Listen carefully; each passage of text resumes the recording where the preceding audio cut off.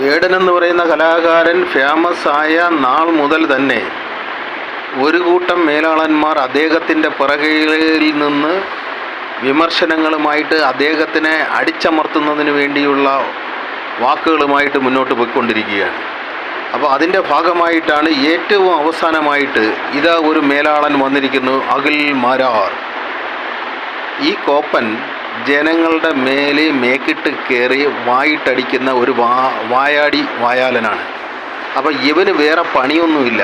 കുറേ പൈസ കാലാകാലങ്ങളായിട്ട് മൂപ്പിലാന്മാരുണ്ടാക്കി വച്ചിട്ടുണ്ട്. അതിൻ്റെ ഒരു ഹുങ്കായിട്ടാണ് അയാൾ ജനങ്ങളുടെ മേലിൽ ആരൊക്കെ ബഹുമാനിക്കപ്പെടുന്നോ, ആരൊക്കെ ആരാധിക്കപ്പെടുന്നോ, ആരൊക്കെ ജനങ്ങളെ സ്വാധീനിക്കപ്പെടുന്നോ, ഉന്നതനാവുന്നോ, ഫേമസ് ആവുന്നോ, ജനങ്ങളെപ്പോഴും ശ്രദ്ധിക്കുന്നോ, അവൻ്റെ മേക്കിട്ട് കയറലാണ് ഈ മാന്യൻ്റെ ജോലി. അഖിൽ മാരാർ എന്ന് പറയുന്ന മാന്യൻ്റെ ജോലി എങ്ങനെ തനിക്ക് ഫേമസ് ആവാം, അതിനുവേണ്ടി ജനസ്വാധീനമുള്ള ജനങ്ങൾ ബഹുമാനിക്കുന്ന ആരാധിക്കുന്ന അവാർഡുകൾ കിട്ടുന്ന നല്ലവന്മാരുടെ മേക്കിട്ട് കയറലാണ് നമ്മുടെ അഖിൽ മാരാറുടെ ജോലി.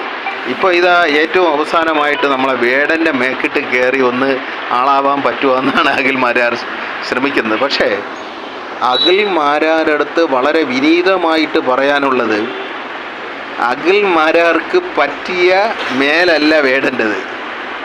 വേടന് എന്ന് പറയുന്ന ആളിനെ മേക്കിട്ട് കയറി ആളാവാൻ നോക്കിയ അഖിൽ മാരാറുടെ ചീട്ട് ചിലപ്പം കീറിപ്പോകും എന്നുള്ളതാണ്. അപ്പം അവന് പറ്റിയ ആൾ വേറെ ഉണ്ട്, വേറെ രാഷ്ട്രീയക്കാരുണ്ട്, വേറെ നേതാക്കന്മാരുണ്ട്. അവരെ മേക്കിട്ട് കയറുക.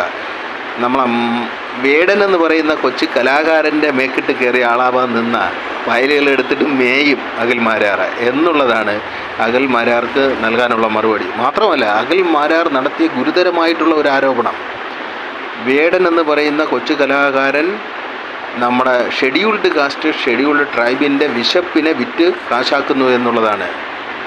അതിന് ഒരൊറ്റ മറുപടിയേ ഉള്ളൂ. ഈ സവർണ മേധാവികളെന്ന് പറയുന്ന ഈ ഉണ്ണേശ്വരന്മാർ, ഇവന്മാർ ഹിന്ദു മതത്തെയും ഹിന്ദു ആചാരത്തെയും എത്രയോ ലക്ഷം പ്രാവശ്യമാണ് വിറ്റ് പണമാക്കിയിരിക്കുന്നത്. അവൻ്റെയൊക്കെ പേര് പറഞ്ഞ് ഇവന്മാർ കാണിക്കപ്പെട്ടി വരെ വെച്ച് പിരിച്ചിട്ടില്ലേ? ദൈവങ്ങളുടെ ഫോട്ടോ വെച്ച് കാണിക്കപ്പെട്ടി വരെ വെച്ച് പിരിച്ച് ആ പണം ഇവന്മാർ ദൂർത്തടിച്ച് തിന്ന് അർമാദിച്ച് അട്ടഹസിച്ചിട്ടില്ലേ? അപ്പം ഹിന്ദുമതത്തിൻ്റെയും ഹിന്ദുമത ആചാരങ്ങളെയും ഹിന്ദുമത ദൈവങ്ങളെയും വിറ്റ് കാശാക്കുന്ന ഇവനെപ്പോലുള്ള ആശാന്മാർ നമ്മളെ കൊച്ചു വേടനെ വിമർശിക്കാൻ യോഗ്യനല്ല. അതുകൊണ്ട് അവൻ്റെ വാക്കിന് പുല്ല് വില പോലും കൽപ്പിക്കുന്നില്ല എന്നുള്ളതാണ് വളരെ വ്യക്തമായ